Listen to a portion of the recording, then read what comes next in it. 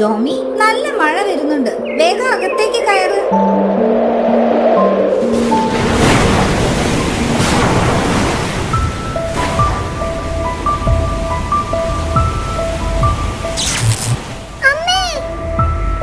പേടിക്കണ്ട മോളെ, ഇടിയും മഴയും ആയതുകൊണ്ട് ചിലപ്പോൾ എവിടെയെങ്കിലും ഷോർട്ട് സർക്യൂട്ട് ആയതാവും. കുറച്ചു കഴിഞ്ഞാൽ വരും.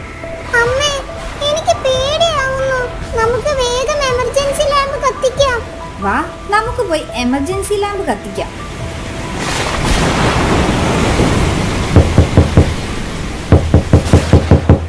അമ്മേ, ഈ സമയത്ത് ആരാണ് വാതിലിന് മുട്ടുന്നത്? അതും ഈ മഴയത്ത്. ഇനി വല്ല പ്രേതവും ആണോ? എനിക്ക് പേടിയാവുന്നു അമ്മേ. ഇങ്ങനെ പേടിക്കാതെ വാ, നമുക്ക് പോയി നോക്കാം ആരാണെന്ന്.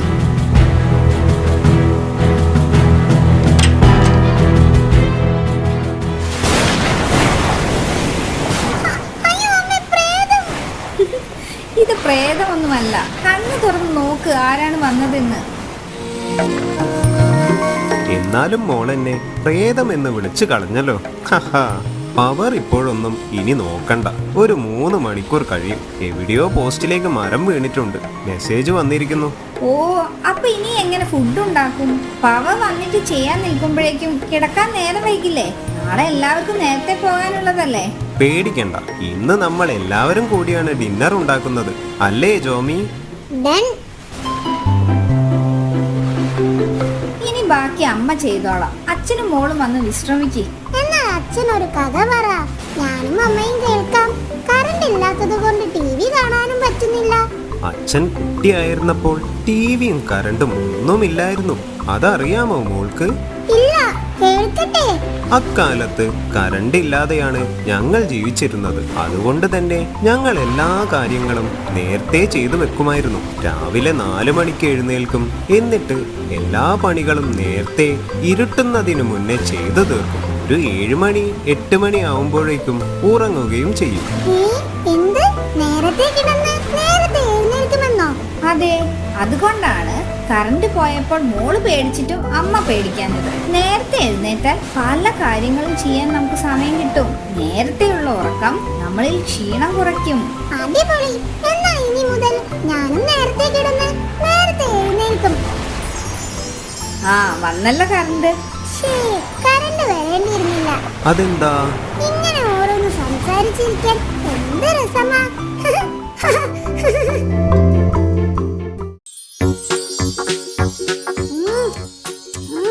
ഹായ്, എന്തുകൊണ്ടാ ഇത്രയും കാലം ഈ സ്ഥലം ഞാൻ കണ്ടില്ല? അടിപൊളി. എന്ത് ടേസ്റ്റ് ആണ് ഇതിനൊക്കെ.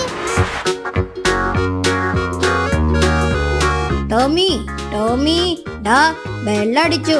എല്ലാവരും പോയി. നീ ഇവിടെ കിടക്കാണോ? ഈ സമൂസ ഞാൻ ആർക്കും തരില്ല.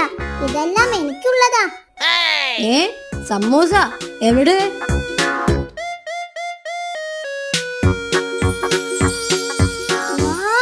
ഇത്രയും വലിയ സമൂസ. നിനക്കെന്താ വട്ടായോ? നീ എന്തൊക്കെയാ ഈ കാണിക്കുന്നേ? മുന്തിരിക്കുട്ടാ, നീ ആയിരുന്നോ? ഞാൻ കരുതി വലിയ സമൂസ ആണെന്ന്. സോറി.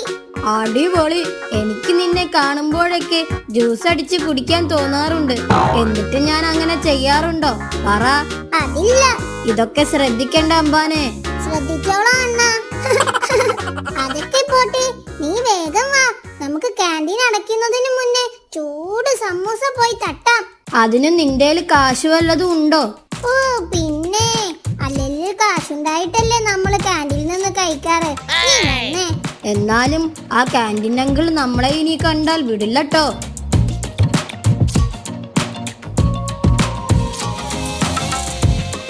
അങ്കിൾ, സമൂസ ഉണ്ടോ? ആദ്യം ഇതുവരെ കഴിച്ചതിന്റെ കാശിങ്ങെടുക്ക്, എന്നിട്ട് മതി അടുത്ത കഴിപ്പ്. ഞാൻ പറഞ്ഞില്ലേ ക്യാൻറ്റീൻ അങ്കിൾ നമ്മളെ കണ്ടാ വിടില്ലെന്ന്. പതുക്കെ, മിണ്ടാതിരിക്കി. എന്താണ് രണ്ടാളും ഒരു കുശുകുശുപ്പ്? അവൻ പറയാ ചേട്ടന് എന്ത് തങ്കപ്പെട്ട മനസ്സാണെന്ന്. അല്ലേടാ? അതെ, അതെ. അതൊക്കെ ശരിയാണ്. പക്ഷേ എനിക്ക് ഇതുവരെയുള്ള കഴിച്ചതിന്റെ കാശ് തരാതെ ഒരു ഗ്ലാസ് പച്ചവെള്ളം പോലും ഞാൻ തരില്ല. പൊക്കോണം എന്റെ മുന്നിൽ നിന്ന്.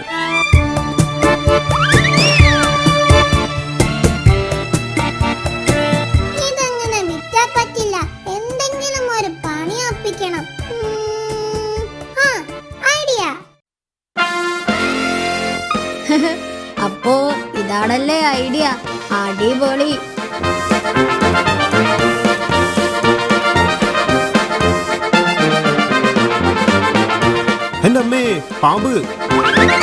ഇനിയാണ് കളി. നീ ഇത് പിടിച്ച് ഞാനൊരു വിസിലടിക്കും. അപ്പോൾ റിവേഴ്സ് ബട്ടൺ ഞെക്കിയാൽ മതി. Okay, done. Hey, canteen uncle പോയോ? എവിടെ പോയി? ഞാനിവിടെ ഉണ്ടടോ. അങ്കിൾ, എനിക്കൊരു സമൂസ തരോ? നീ ഇവിടെ നടക്കുന്നതൊന്നും കാണുന്നില്ലേ? ആ പാമ്പ് പോകാതെ ഞാൻ എങ്ങനാ നിനക്ക് സമൂസ എടുത്തു തരുക? നിനക്ക് പാമ്പിനെ പേടിയൊന്നുമില്ലേ? ഹേയ്, അതിനെ ഞാൻ ഓടിച്ചു തരാം. പക്ഷേ എനിക്കെന്ത് തരും? നിനക്ക് ഇവിടെയുള്ള മുഴുവൻ സമൂസയും തരാം. ഒറ്റ കാശ് തരണ്ട. ഉറപ്പാണോ? ഉറപ്പ്. അമ്മയാണേ സത്യം. വേഗം നോക്ക്.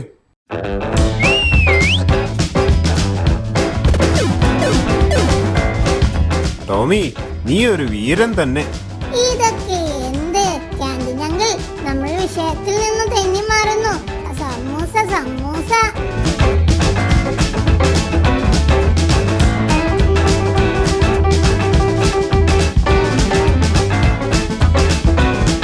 ഇന്നുണ്ടാക്കിയ സമൂസ മുഴുവൻ കഴിഞ്ഞു ട്ടോ. ഇനി ചോദിക്കരുത്. Thank you uncle.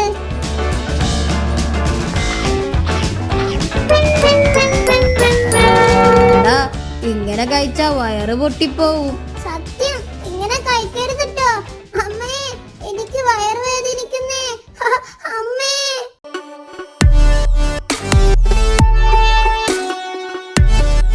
ഗ്യാസ് കയറിയതാ. ഇനി കുറച്ചു കാലത്തേക്ക് ഇവന് കഞ്ഞി മാത്രം കൊടുത്താൽ മതി. വേറെ ഒന്നും കൊടുക്കണ്ട കേട്ടോ. ശരി ഡോക്ടർ. കഞ്ഞിയോ?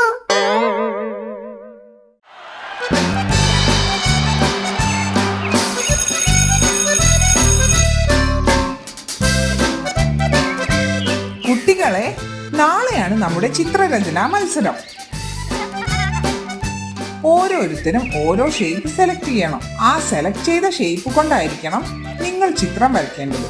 ഏറ്റവും നല്ല ചിത്രത്തിന് സമ്മാനവുമുണ്ട്. അപ്പോൾ എല്ലാവരും റെഡിയല്ലേ? ഞാൻ സമചതുരം എടുക്കുന്നു. സമചതുരത്തിലുള്ള ചിത്രം ഞാൻ വരയ്ക്കും. എന്നാ ഞാൻ ദീർഘചതുരം എടുക്കും.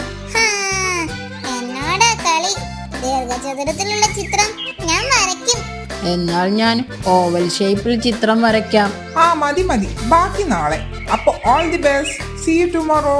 എല്ലാവർക്കും ഓരോ ഷേപ്പ് കിട്ടി. ഞാൻ എന്ത് ഷേപ്പിൽ വരയ്ക്കും? ആലോചിച്ചിട്ട് ഒരു എത്തും പിടിയും കിട്ടുന്നില്ലല്ലോ.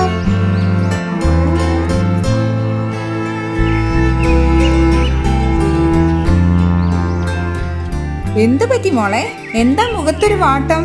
നാളെ സ്കൂളിൽ ചിത്രരചനാ മത്സരമുണ്ട്. ആഹാ, അതിന് സന്തോഷിക്കുകയല്ലേ വേണ്ടത്?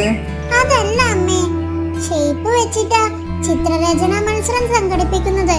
ഓരോരുത്തരും ഓരോ ഷേപ്പ് കണ്ടുപിടിച്ച് അത് വെച്ച് വേണം ചിത്രം വരയ്ക്കാൻ. എല്ലാവർക്കും ഓരോ ഷേപ്പായി.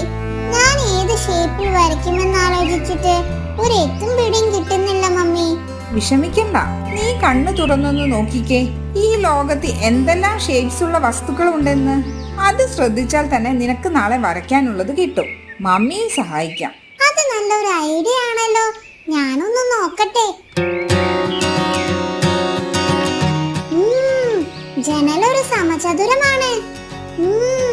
ഈ പന്തൊരു വൃത്താകൃതിയിലുള്ള പന്താണ്. ഇപ്പോൾ എനിക്ക് മനസ്സിലായി. ഞാൻ വൃത്താകൃതിയിലുള്ള പന്ത് വരയ്ക്കും.